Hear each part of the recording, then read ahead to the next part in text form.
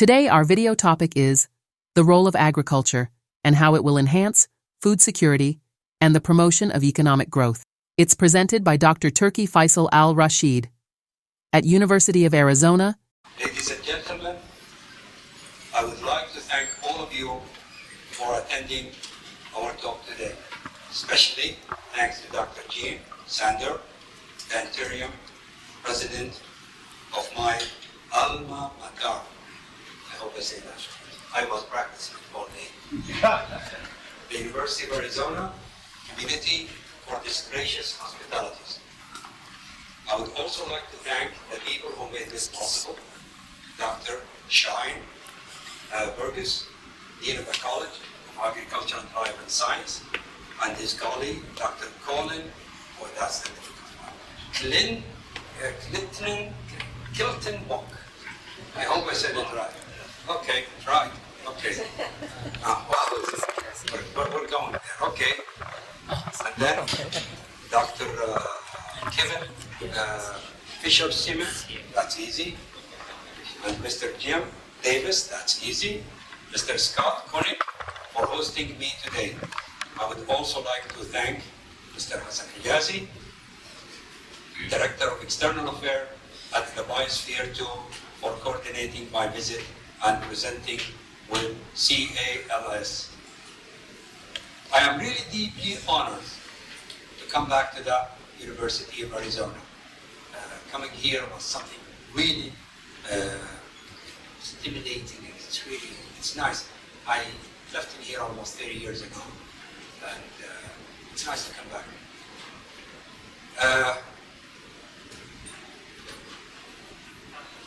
As it's been mentioned earlier, I left the university, I went to Saudi Arabia, and I started practicing my agriculture engineering and built an agriculture company.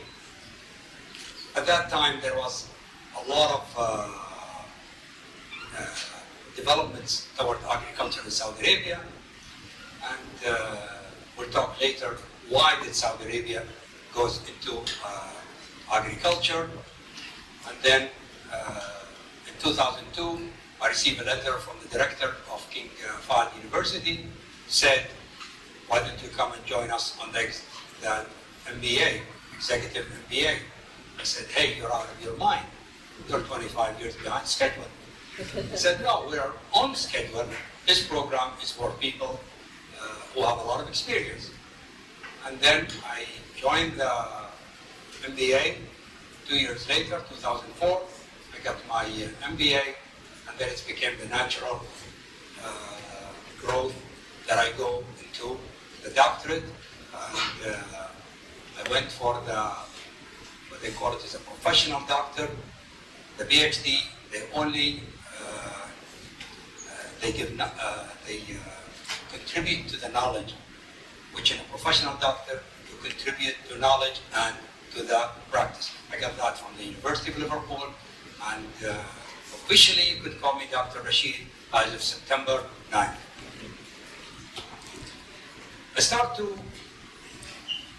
I always have this theory that agriculture is the right tool to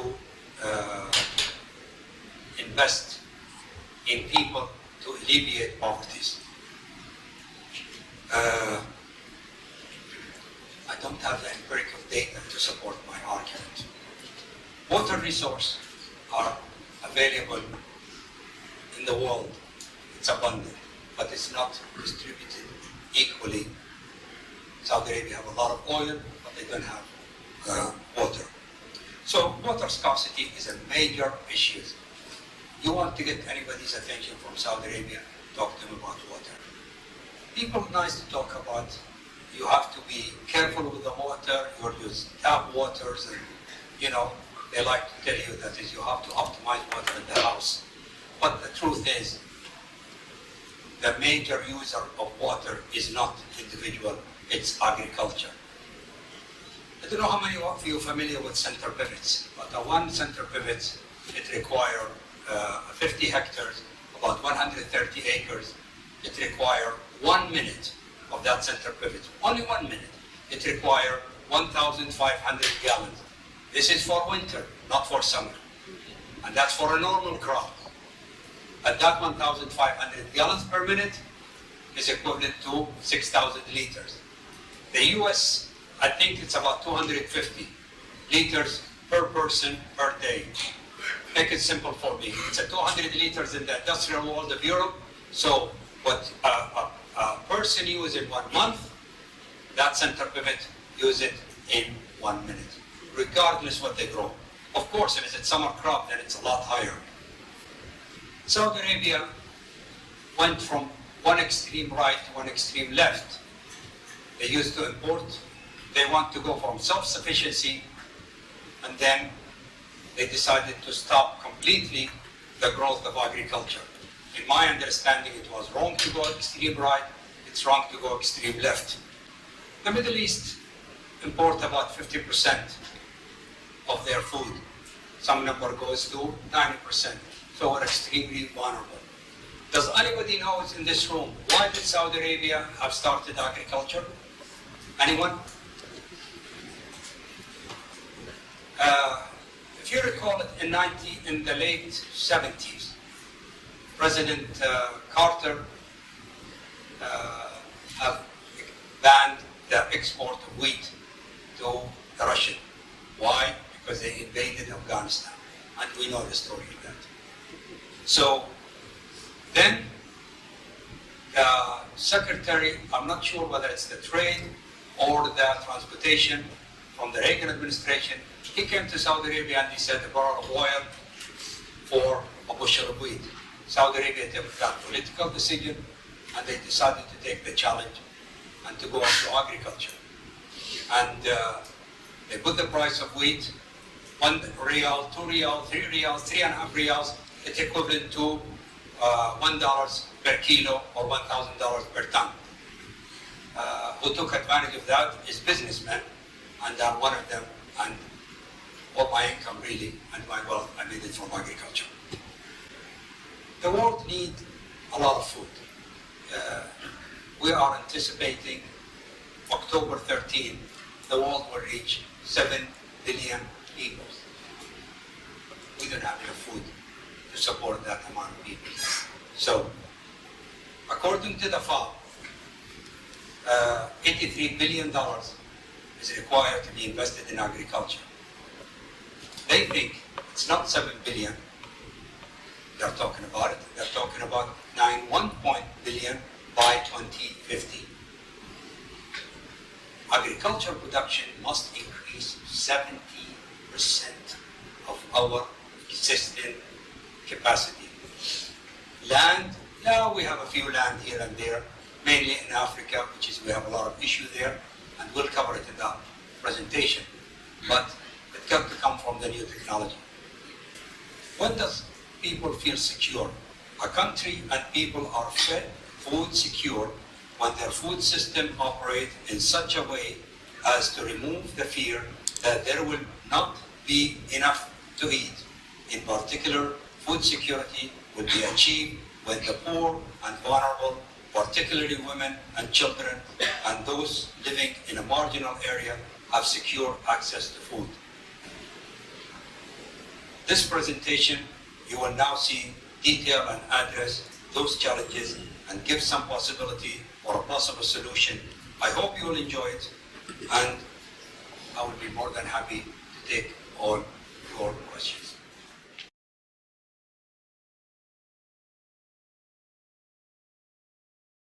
This PowerPoint presentation, as you can see, the role of agriculture and how it will enhance security and alleviate poverty. I have summarized the entire operations in these pictures. So, these pictures, it's a tree. So, you have a fruit and you have the surrounding, the roots. So, your fruits, what do you want to achieve?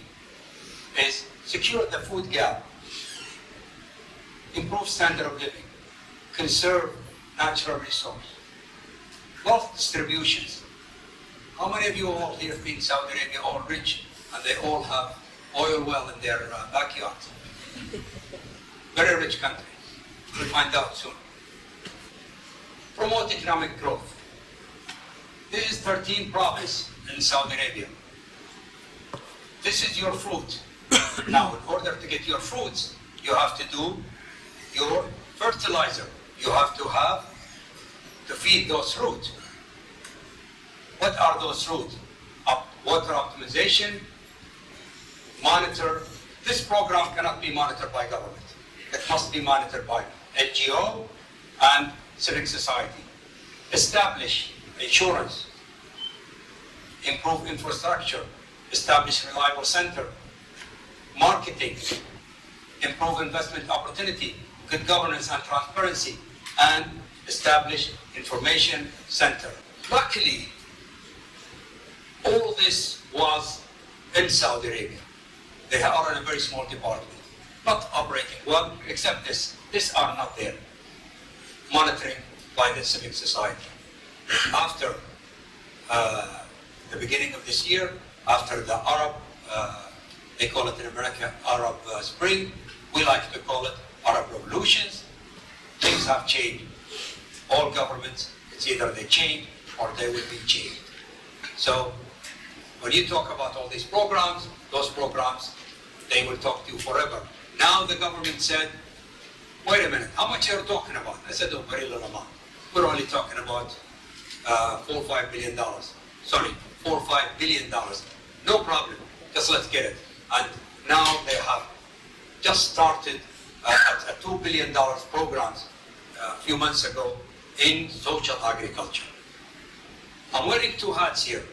You will see only, for now, you will see the hat of the social agriculture to enhance security, alleviate poverty.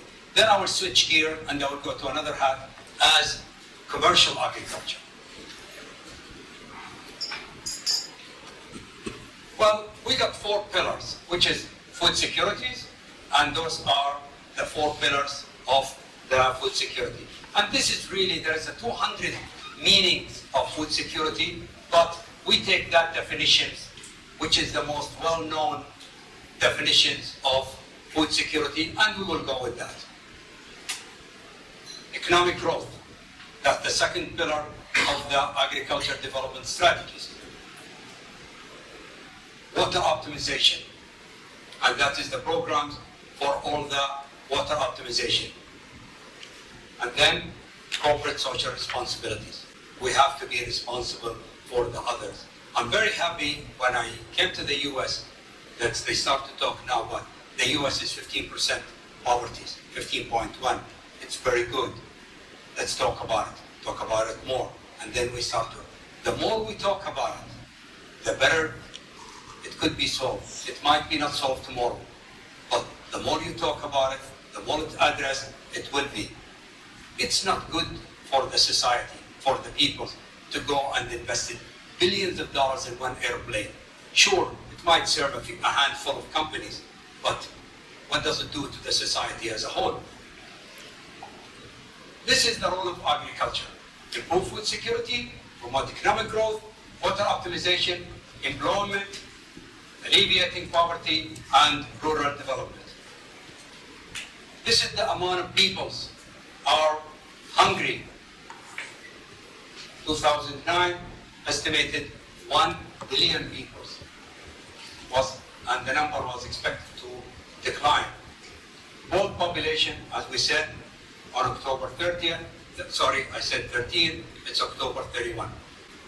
This is here, the amount of food is imported by the GCC. The GCC is all the Saudi Arabia and the Gulf countries.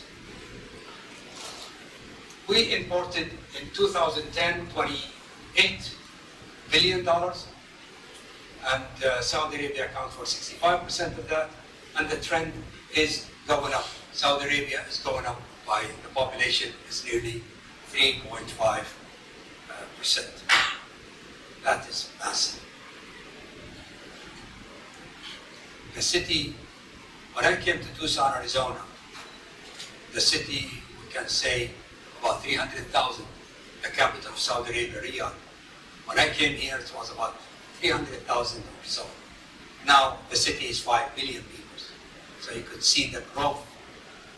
Well, how are we going to manage this food security problem? Food security needs progressive policy.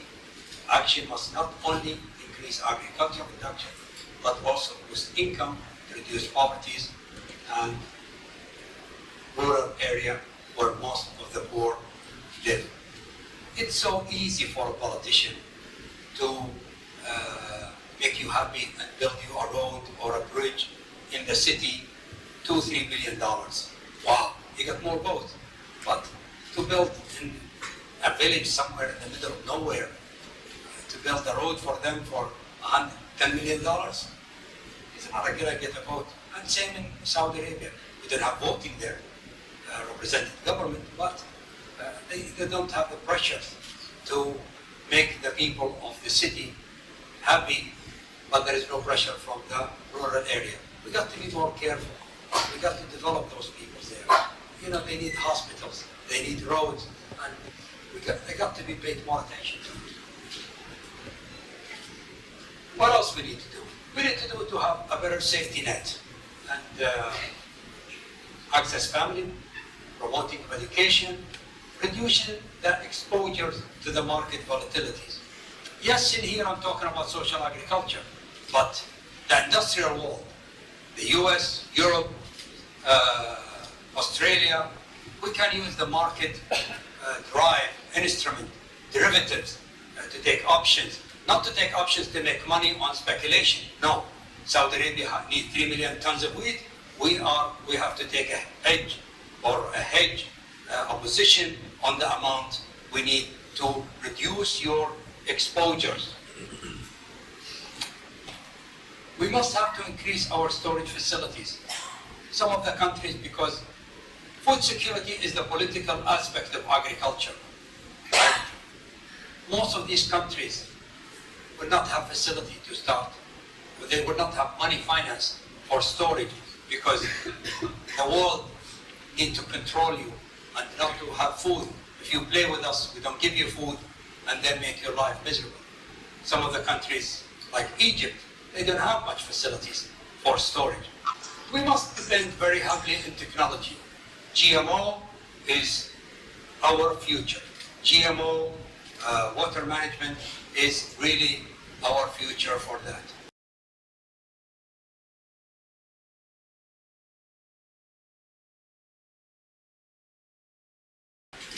So they abandoned a 30 years program to grow wheat and achieve self-sufficiency, but it depleted the kingdom water supply.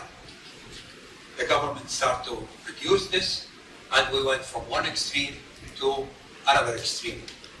Comparing that to the US, and excuse me if my numbers is not accurate, I didn't check it very well, those numbers, but those are the number available to me. In the US, it's dropped 100 feet, the aquifer, because we cannot keep pumping water from the ground for this. Agriculture is the major water consumer.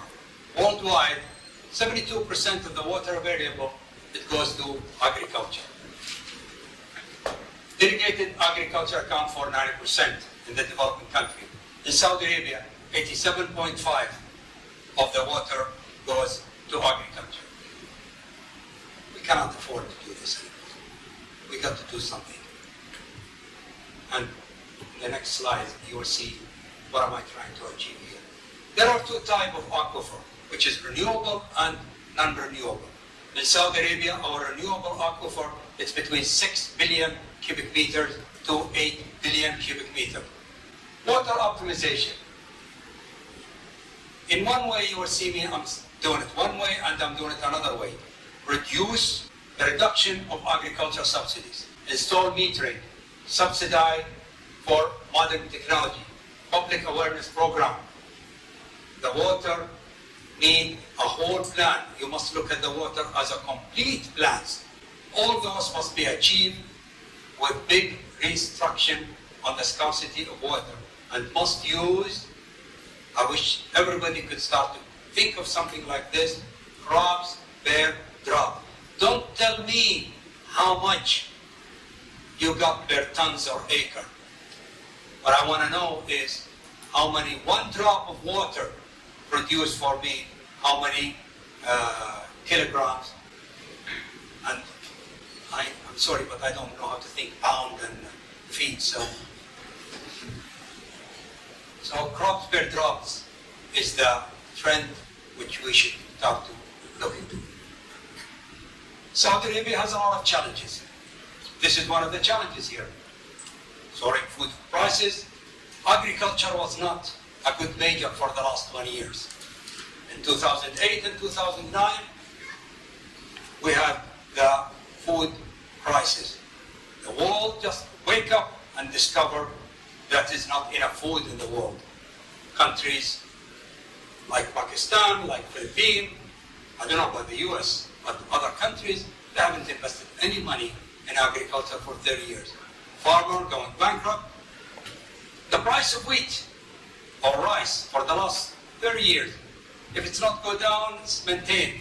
But look at the price of 1 kilo of macaroni. How much did it go up? So the processed food goes up and the commodities goes down. Farmer got changed. They have to start to add value to their production. Saudi Arabia here is urban population growth. I was in Princeton giving a lectures on Tuesday, and I said Saudi Arabia is 75% is urban. And the German professor said, no, it's 90%. I said, okay, between his number and my number, they both are crisis. 75 or 90%, it's bad because those rural areas, they got to be people inside it, and you have to have community. Otherwise, you need to put National Guards in almost in all these roads. It's cheaper to have some development. And water scarcity and the environment degradations. Saudi government meeting the challenge. How they want to meet this challenge? Well, those are the options they took. Saudi Arabia vision is to focus on facing the world food crisis by taking sustainable measures and securing food supply for the citizen and the resident. Then they started with the basic food commodities such as wheat, rice, barley, corn, sugar, and livestock. Unfortunately, Saudi Arabia is 45 to 50% import all the barleys traded in the world. Identify countries that is targeted for the Saudi investment, and we'll go through those countries. Agree with hosting country on facilitating giving the Saudi investor. Improve local production by adopting the new technology. Again and again. GMO, water desalination by solar. And I think Saudi Arabia, not I think, I know, Saudi Arabia have signed a contract with IBM in 2013. 2 years from now, it will go into production 30,000 cubic meters, 10 megawatts electricity, and it will give water for a small city, Al-Kafji. If you remember, the invasion of Kuwait is just behind Kuwait, and the population of that city is 100,000. These are the commodities for Saudi Arabia. And we imported 2.73 million tons of wheat. We produce about 1 million tons of wheat. We go to rice. Rice is 1 million tons. This is how much we import. Most in Saudi Arabia for the rice, we have basically the two rice importer. We have about 8 million foreigners. Most of them, they eat white rice, which is, as what you could see here, is the white rice. And Saudi, mainly they eat basmati rice, which is, it's a yellow, it's a basmati rice. So. Then barley. This is one of the bad policies we have in Saudi. We imported 6.37 million tons of barley. That is represent 45, 30%, 50%. It depends on the productions When I talk about barley production here, I'm not talking about barley production, what a country produce and consume. I'm talking about what goes to the market, the world trading market. Animal feed, that's another crisis we have in Saudi Arabia. There's 3 million tons we produce locally, and Saudi Arabia require 14 million tons, and that require a lot of water. This are the countries, as we can say here. The aim of King Abdullah Initiative is to countries to realize national and international food security, building an integrated partnership with other countries, and at the same time encouraging Saudi investors to utilize their resources and experience abroad. We have a lot of experience in growing wheat. In Europe, in the US, they go for low input, low output. Basically, you get into your tractors and you put the seed with a little fertilizer and just go miles and miles of planting. And then when the harvest comes, you come and you harvest.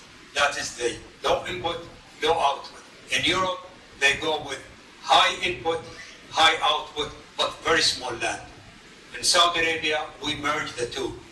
We go high input, high output in a very big land. And we start to receive a huge amount of wheat. We reach to 4 million, and then we start to export wheat, and that is a good policy, like a very fast train went off track, and that's what happened there.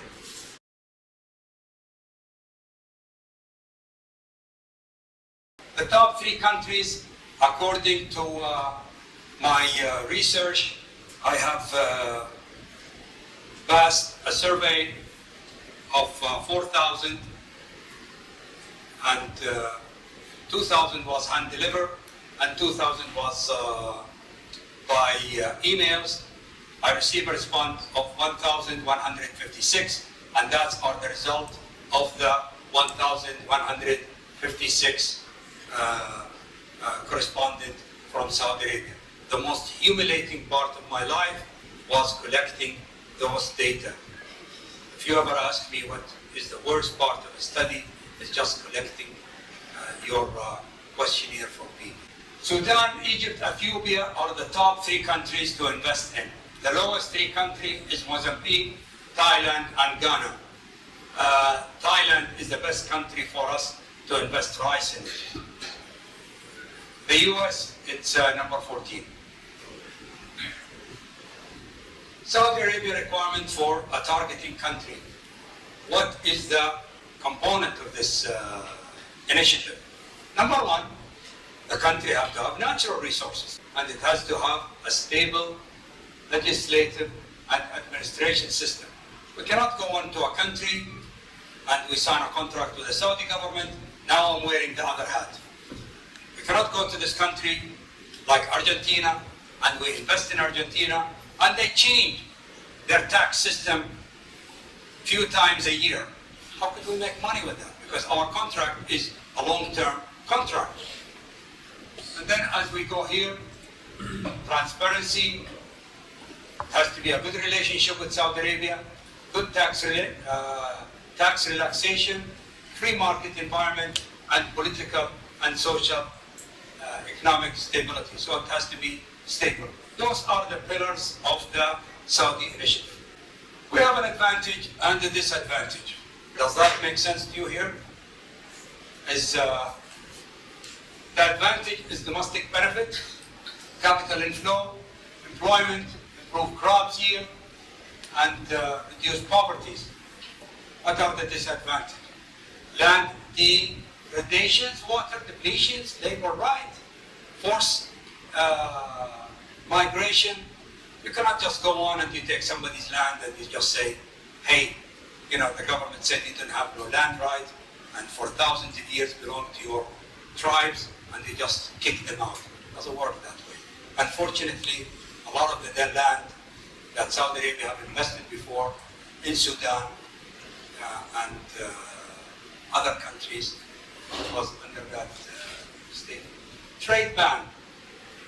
You might be blocked at any times, as Ukraine, as Russia, as India, as many countries. On 2008 and 2009, the food prices went up. They stop us, or they block the export. Challenges of Saudi Arabia investment. Well, you can see here, investment law is not clear, it's not being tested. They think the investor country can influence host country. Private investor might seek to maximize the profit. We might sign a contract with everybody, but they will not honor your contract. They will go sell it to where they make more money, and they are willing to pay the legal cost of fighting you while they're making money somewhere else. The full legal transparency and deal must be with governments, may not last in a country that have high food import requirement. You make a deal with this minister or prime minister, you could pay him any commission you want, but you're not going to be there for long. 3 years later, he'll be gone, and the new prime minister comes and, hey, we didn't make no deal, so you got to start again. So it's got to be a transparent, and it's got to be as transparent as possible. How to meet the Saudi agriculture investment abroad? You must ensure fair and transparent and land valuation and transfer process. The land must be a right price for everybody. No under the table, no playing around. It's got to be right. Ensure, and that's, to me, is very important, the stakeholders. You must ensure range of stakeholders. They must be involved, not only government representative. You don't want only government representative. It has to be ensure the stakeholders, providing clear and visible benefit to the local communities.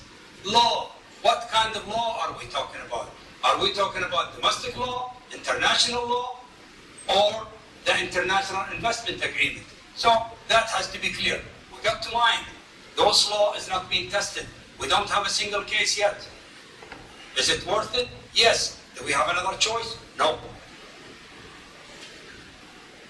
Those are 18 initiatives.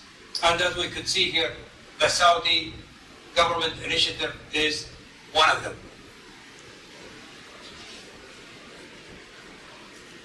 This is here some of the numbers. I will not go through it, but as you could, I will leave it for a few seconds so you could look at it. This is our the economics of Saudi Arabia.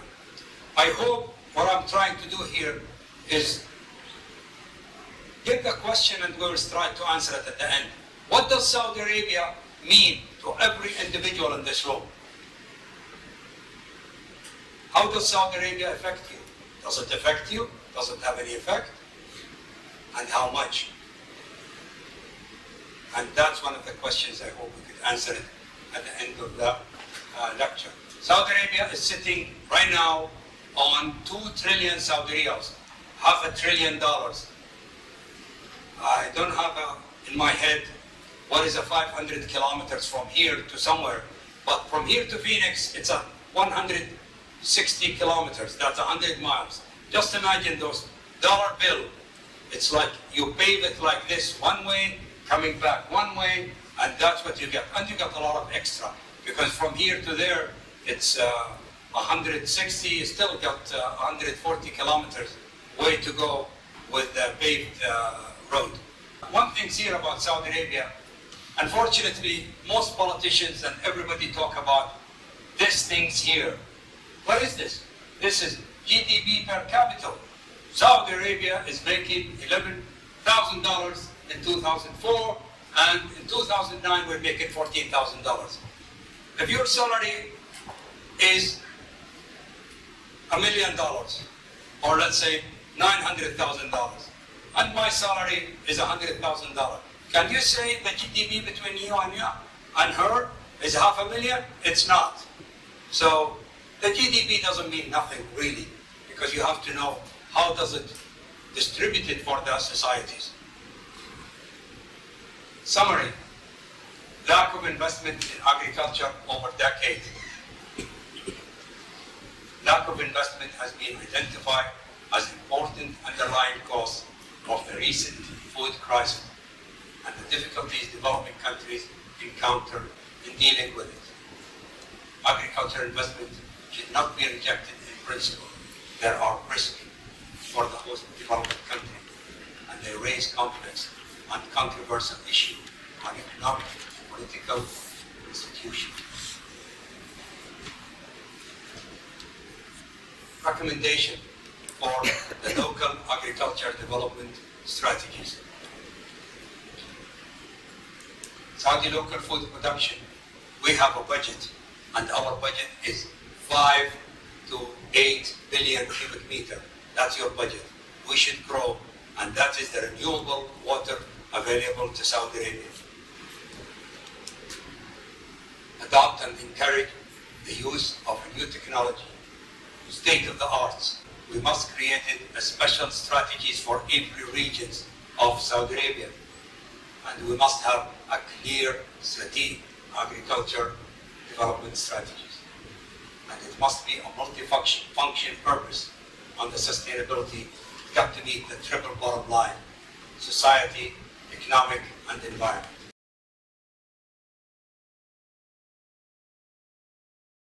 Creating a public company, joint ventures, strategic alliance. In a country like Sudan or in Africa, I recommend we get out of this land ownership. We create a public company, and it's owned by the public of Sudan and the investor of Saudi Arabia. Flexible law, local settler. We cannot just make a deal with the government and say, you do whatever you want to do with your local settler, and they all throw them out. No, we must be involved with the stakeholders. What are you going to do with those thousands of people? So it has to be clear what are we going to do with them. Saudi government should create a long-term contract with the Saudi investor. We provide Saudi investor with cheap finance, and we give them finished product, fertilizer, urea, diesel, and then we get them to sign a contract with us on the one prices to secure this food. Saudi Arabia should act as a facilitator, should not take the actions itself. It should support the investor. Saudi Arabia should have full access to all the investment rules and the regulation. No rules and regulations under the table. Conclusion. Food security is the political aspect of agriculture development. Food security is not only about food, but it is all about security, chronic hunger, threatened individual and government, societies, and borders. As we can see, few government was thrown in 2008 and 2009 when people didn't have the food. Now the beauty of it. Everybody thinks Saudi Arabia is very rich. Saudi Arabia has 3 million people under the poverty line. The populations of Saudi are 18 million. 1/6, it's about 18% of Saudis under the poverty line. This is an official government numbers. Now, let's look at the other side of it. According to Merrill Lynch, a high net worth individual, what does a high net worth individual? A high net worth individual who must have $1 million in the bank account or a paper money minimum. If you have more than 20 million, sometimes 25 million, it depends on the bank, that you are considered ultra high net worth individuals. We have 113,000 of them. The sad story is that number goes up 8% a year. This number from Merrill Lynch. Yes, my advisor, it is 8%. It goes up according to Merrill Lynch. I see my advisor shaking his head. Believe me, it's in Merrill Lynch reports. Thank you very much. Happy to take all your questions.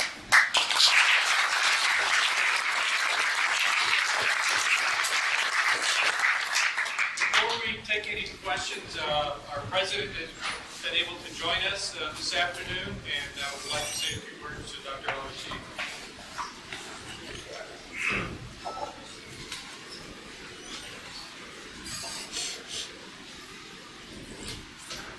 First of all, let me shake your hands. My great pleasure. Thank you. We'd like to thank you on behalf of the entire university for a pretty cooperative lecture. I only had a chance to miss the first 10 minutes. I had a set of slides back there. I can tell you the issues of water management and food security are terribly important, not only to your country, but I think to ours as well. Matter of fact, you were talking about those poverty levels of 18%. Well, right here in the United States, I think they're around 14.2%. So again, it's a major, major issue. Looking at the difference between essentially the upper class and the lower class. So thank you once again. I really appreciate having you here. It's my honor. The fact that you're the longest of our colleges. Yes, sir. Yes, sir. And it's pretty great soul.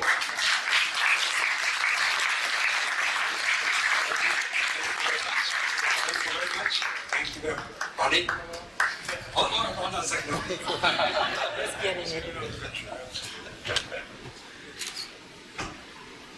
No, I'll do it. It's a gift day. Hold on a second. Okay, this is the Saudi dates.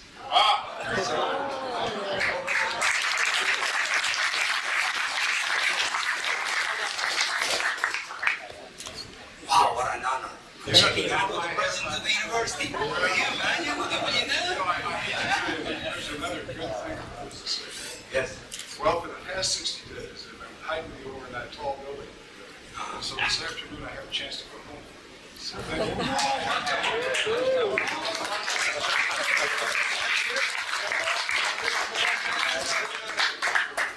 I see Mike Proctor in the back row and hi. A whole bunch of good friends. So thank you so My much. pleasure. Thank you, sir. Thank you. Thank you for coming.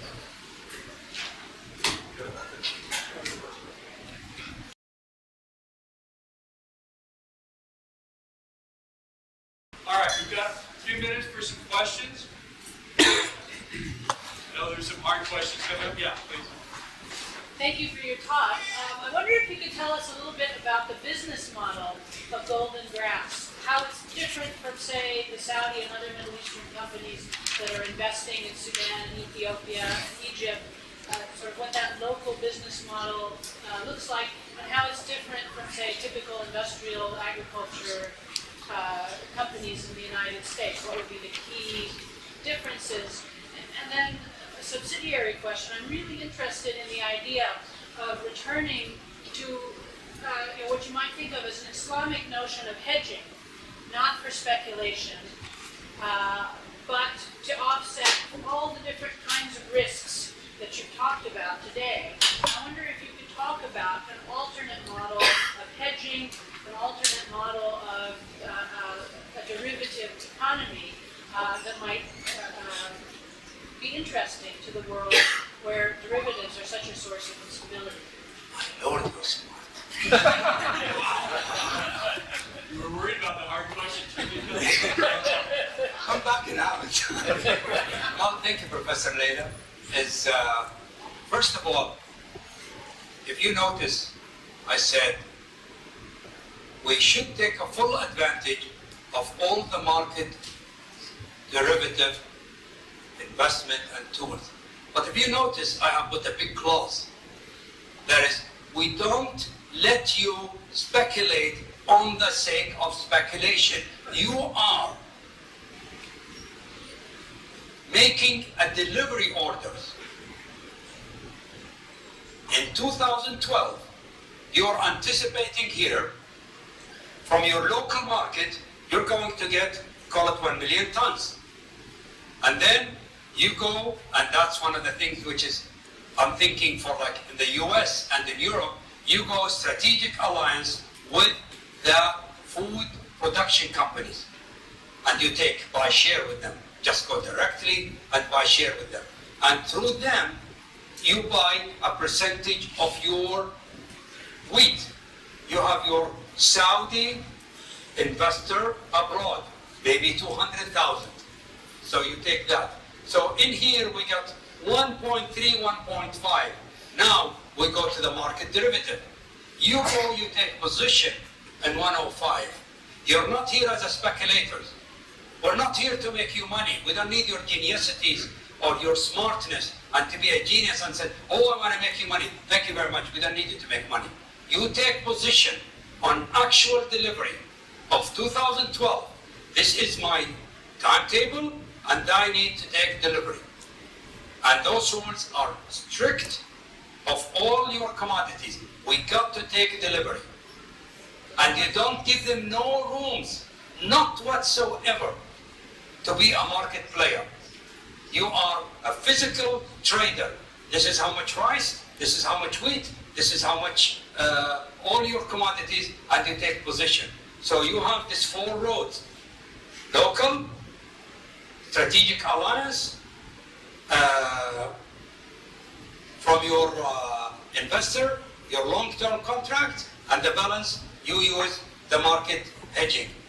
Sorry, Professor Leila, can you remind me of your first part of your question? Thank you very much. It's very interesting. And the first part was, tell us a little bit about the business model or the structure of Golden Grass, if you can, if that's all right with you. Just what's the labor force? What's the sort of the investment structure? What's the real estate style? I'll tell you what happened. I graduate in 2000. No, forget 2000. I graduate in I finished courses in 1979. And my wife was pregnant, and I didn't want to graduate. So I kept one course, I think it was thermodynamics. So I said I'll go back to Saudi Arabia, and I'll see how things going. So I went back to Saudi Arabia, worked there for about 7 months, 8 months, and then I know I have to just forget my masters and all that, just go back to work. I came back in the summer. I intentionally left this thermodynamics course because every summer they give it, so there is no chance. So I took it on the summer of 1981, and that's officially when I graduated. Okay, I made the biggest mistake of my life. I never worked for anybody. And believe me, that was one of my biggest mistakes of my life. I never worked for anybody. Went to Saudi Arabia, I worked here and there, and I started Golden Grass. We want to know, how does this agriculture work? We don't know how does this agriculture work. It was a political threat. As I said earlier, the secretary of from Reagan, he came and he said they borrow oil for a bushel of wheat, and we took that threat very seriously, because when somebody gives you a threat, the first thing you do is you look at him and you said, okay, what else did you do with your threat? And if you have done it before, then, for example, the energy, Secretary of Energy, he came to Saudi Arabia in the early 50s, and he threatened, if you don't do the oil what we want you to do, we're going to go with another energy. And the Saudi was so panicking, they didn't know what to do. So they stayed all night long discussing what is he going to do, So one smart guy said, let's ask him, what are you going to use instead of oil? Wow, yeah, that's a good idea. So in the morning, the guy was not asleep, so they wake up, well, your secretary, your highness, your excellency, what are you going to use? He said, nuclear. They said, wow, nuclear. How long it will take you to develop nuclear for cars? And then he got bluffed. Now, when the secretary from Reagan came, he wasn't bluffing, because a few months ago, they blocked Russia. Now we know they were apologizing, and the Secretary of Agriculture is screaming, and he said that is the worst thing we did to our wheat farmer. But Saudi Arabia took that challenge, and they have paid tremendous amount of money in agriculture. University of Arizona was one of the first who have started a lot of the agriculture program. In fact, the Minister of Agriculture who have started all this program is an ex-University of Arizona. He studied from agriculture economics. So what the hell do I do?